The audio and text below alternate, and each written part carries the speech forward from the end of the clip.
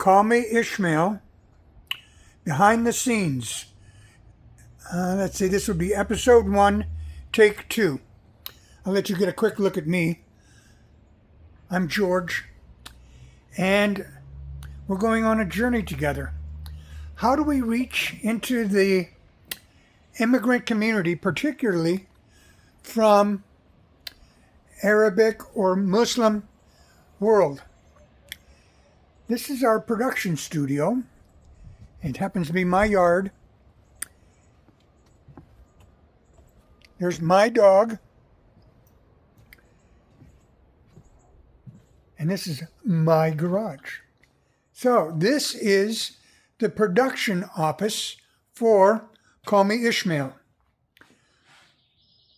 Our goal is to create something that's easily repeated by anyone who wants to reach into the Muslim community to connect and to build friendships and maybe even closeness. Too many of us are afraid of strangers. And so here I'll show you the different types of things we're going to be making. This is our vocabulary wall of Quranic Arabic words that we're working on to bring to the English-speaking community of how to connect on a heart language with people.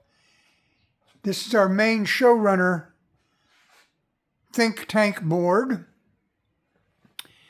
This next section of the board is going to be our main podcast.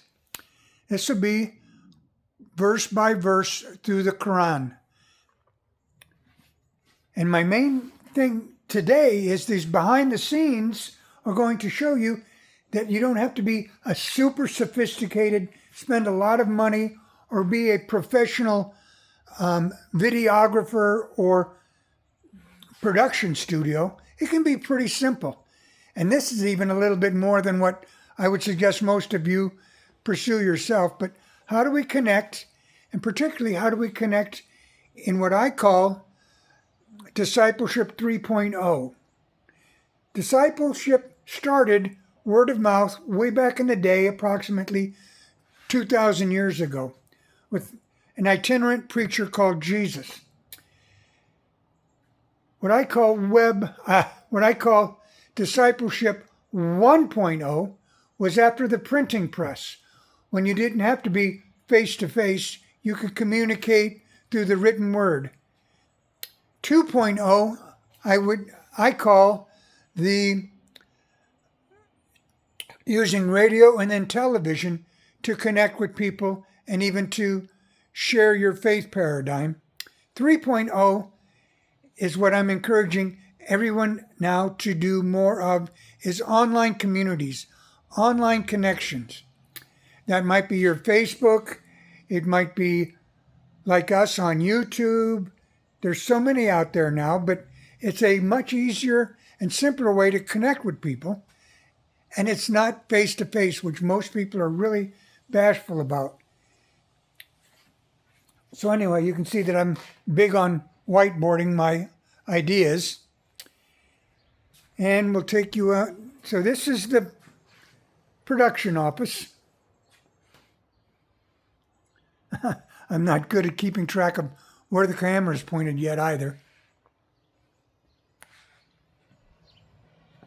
It might be a study in your own home or something like that. But here's my research desk. Certainly I do a lot online, even using AI to help me do research, particularly as we talked about the verse by verse through the Quran. But this, and I'll put a link almost everything I do. This is the Quran I use. The reason I chose this one is not because of its translation, but because of how much space there is. So I'll be using this to do studies and keeping track of the notes on the different passages within the Quran. I'm not even sure if this is considered halal or not, whether this is considered permissible to write in the Quran. But as you can see, I am not a sophisticated person. So my in-depth research to share with you folks is not going to be something that you're going to get a credit in any kind of college course, but we should be able to do some superficial and some beginning points of reference for how we connect with someone from a different culture, and particularly a different faith paradigm. I think that's where we start, truthfully. You start just simple. How do we connect? How do we meet eyes the first time? How do we smile the first time? How do we say hello? Even simple things like that. If you can do it in their heart language, which for most they're at least superficially familiar with Arabic, well then we can have an immediate connection with them. Because one thing I found wherever I've been in the Middle East is you try to use their language, they are so blessed by that. But anyway, this is our first, what would you call this? Our first stage. The very next video you see that we publish will probably be from right here. You see, it's just a simple monopole with a clamp for the phone. Right now I'm just using a Samsung S26 Galaxy. I don't think we'll ever have to do more than that to have a reasonably viewable way to communicate online. And then right behind that, you see a simple 3-minute egg timer is how I'll be keeping track of my time limits for primarily YouTube Shorts. And I won't be using a script, but I will be keeping little bullet points on things that I want to speak about, except for right now I'm not. There's no additional sophisticated microphone yet. The very next video, I hope to figure out how to use my Bluetooth microphone, which just clips on my lapel, so I can walk around and not worry about the microphone picking me up. But that's it for our starting point. It's not, I'm still forgetting to, I need my buddy Jace to get involved to help me keep track of where my videos are at. Just a backyard. That's it for our production studios right now. So that's it for today. Keep an eye open for the... Oh, I wanted to bring it to your attention that currently we do have a blog site, a website. It's callmeishmael.blog. I'll put several of these links in the description here. I mean, they'll be in the future ones too. But let you look at me. Where was I going with that? I don't know. I do need some discipline in being able to do this, but this is just, like I said, we're giving you the behind the scenes so you can see what we're doing and how we're growing over it. Hopefully, how we're getting more production quality, a better product to put online to reach out to people with, and that it doesn't take a lot. It does take getting past the first steps of getting past the shyness of being on a camera. Nobody likes their voice the first time they hear it. And I assume some of you are more younger, so you're more susceptible to how do I look on camera. Not so much for me anymore. I've pretty much given up on that. But we hope to be able to have many people, particularly Christians within the American communities, to reach out better to these immigrants, particularly from the Middle East, who are trying to fit into our culture but don't know how yet. And so they're falling back into their ethnic origins and their habits that are usually more tribal and closer-knit groups and not so much of a larger community other than within their faith paradigm.